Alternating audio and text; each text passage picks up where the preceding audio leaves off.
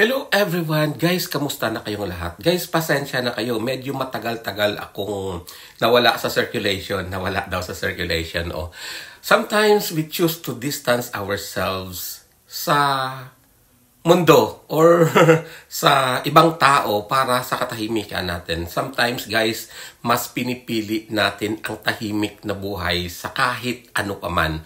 So, sometimes it's our life choices na nagpapatahimik sa atin or nagbibigay sa atin ng peace of mind at happiness, di ba? At the end of the day, what matters most is ourselves. Yung sarili nating kaligayahan at ang sarili nating katahimikan, di ba? So, ngayon, naisip ko i-share sa inyo, not to brag or hindi para magyabang, kasi sometimes other people like, you know, ang perception nila is nagyayabang ka if you're flaunting something. Hindi. Sometimes we're doing that to inspire others para magbigay ng inspiration or sometimes magbigay ng kunting whatever that we have is to ma-share natin sa iba. Diba? Kasi sometimes happiness natin yun eh. Yung happiness natin nagdidepende yun sa kung ano ang nagbibigay sa atin ng satisfaction sa mga bagay-bagay na ginagawa natin.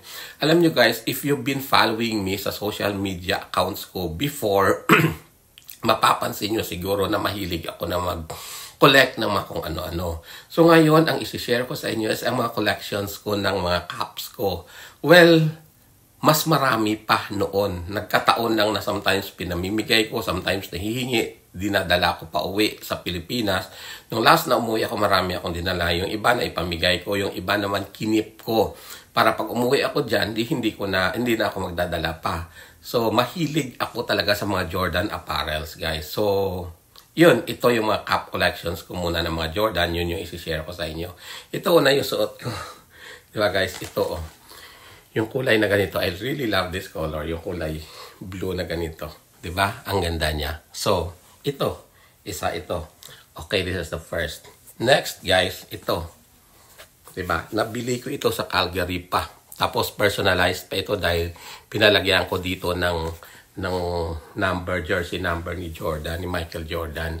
Diba? Sometimes binabagay ko lang sa kung suot ko.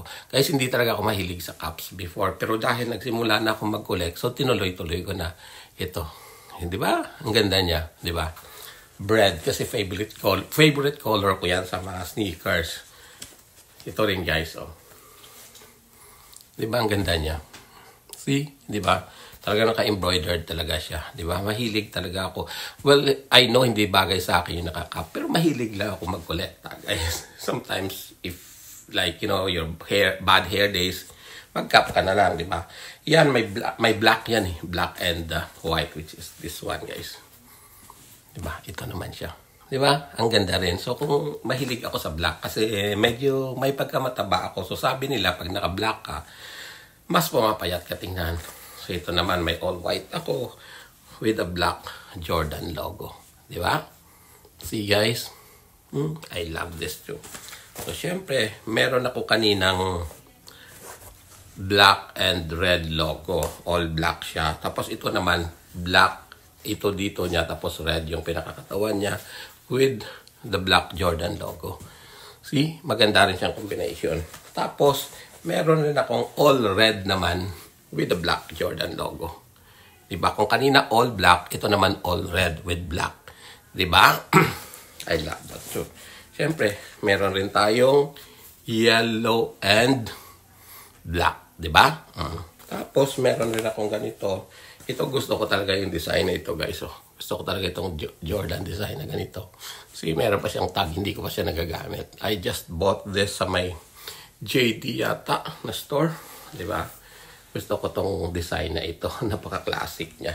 Diba? This is one of my favorite. Matagal kong hinanap itong design na ito at last nakuha ko rin siya.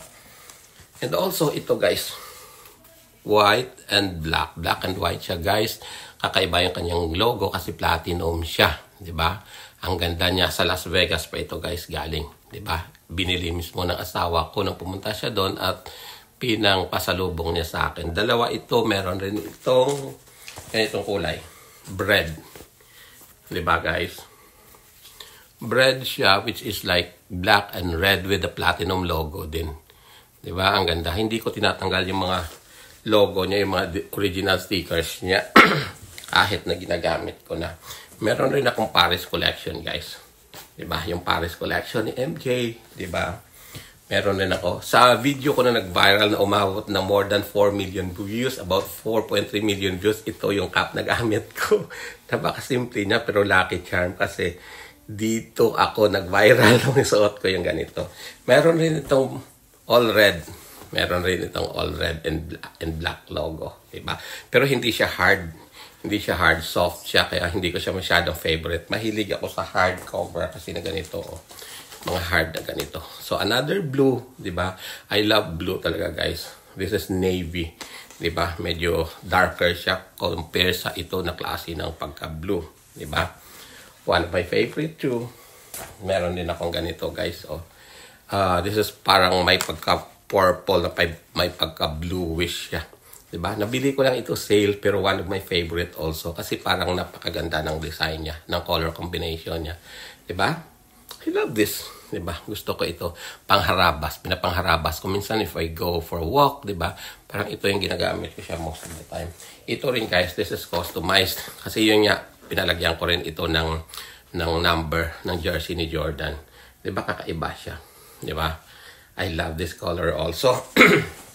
And of course, meron na akong all black with platinum logo. Tapos pinapersonalize ko rin, guys. Pinalagyan ko rin siya ng number 23 na jersey number ni MJ, of course. Diba? Maganda rin siya kasi gusto ko yung pagkaano niya kasi natatakpan yung mukha ko.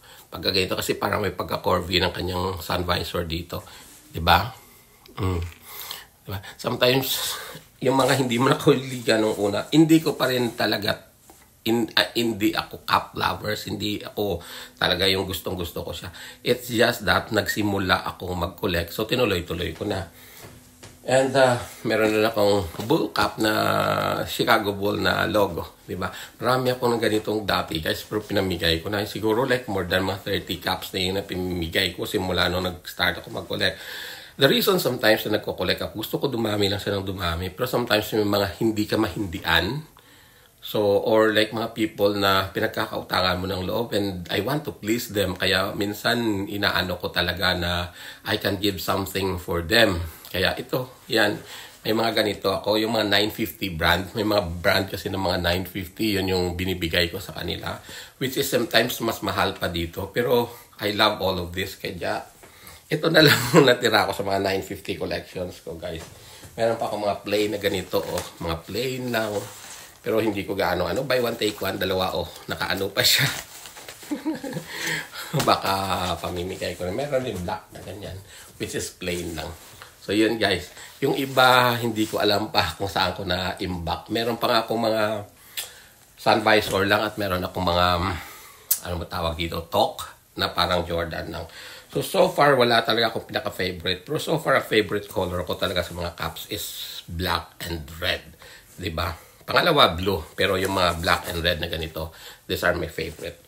Diba? Yung mga ganito, diba? Kaya lahat ng mga combinations ng black and red talaga meron ako. Yan, sometimes mga ganyan. Diba? I'm really fascinated with black and red when it comes to Jordan apparel. Kahit sa shoes, kaya favorite ko talaga is yung Chicago na J1. Well, just because of the color. Pero ang favorite ko talaga na Jordan shoes is 13. But I'm so sorry, guys. As what I've said, I'm no longer collecting Jordan shoes. Ang kinokollect ko ngayon na shoes is a different brand, which is On Running or On Cloud Running. Yun na naman. So, doon sa YouTube account ko, yun yung mga collections ko naman na sinishare ko sa inyo. Okay, guys, salamat. And please subscribe to my channel, guys, and press the notification bell para pag mag-upload ako ng videos, manonotify kayo. So, see you for more. I love you all. Mwah.